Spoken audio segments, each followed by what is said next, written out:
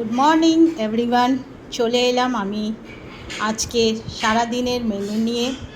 আজ জামাই ষষ্ঠী, তো আমাদের বাড়িতে তো জামাই ষষ্ঠী হয় না, তা যাই হোক আমি আমার হাজব্যান্ডকেই জামাই ষষ্ঠী করব।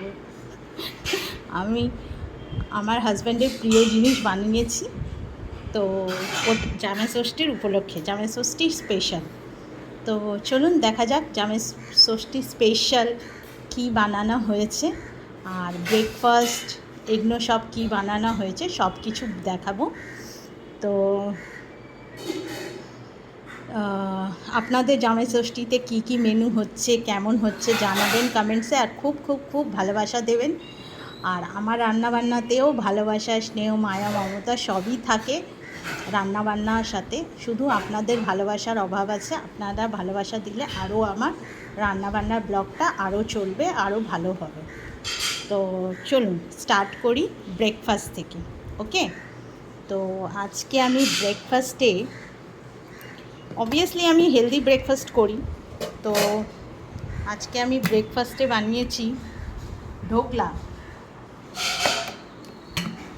এই যে ঢোকলা,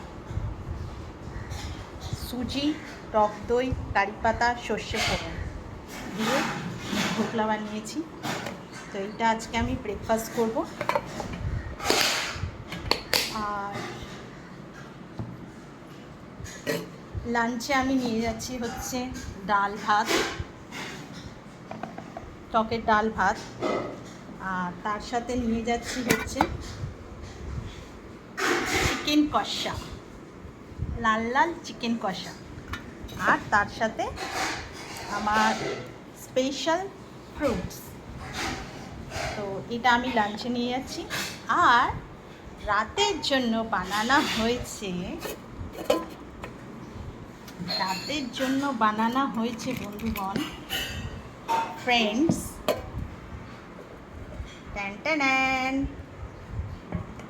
বিরিয়ানি, এগ চিকেন দম বিরিয়ানি, সেও একটা না, 2 হাঁড়ি এগ চিকেন দম বিরিয়ানি, দেখতে পাচ্ছেন। তার সাথে হচ্ছে স্যালাড, আর তার সাথে হচ্ছে মটন কষা। এই হচ্ছে আজকে আমার বোনকে জামাই ষষ্ঠী দেওয়া হবে। আপনারা কি কি মেনু করছেন বলবেন, জানাবেন কমেন্টসে, আর খুব খুব খুব ভালোবাসা দেবেন। Thank you everyone.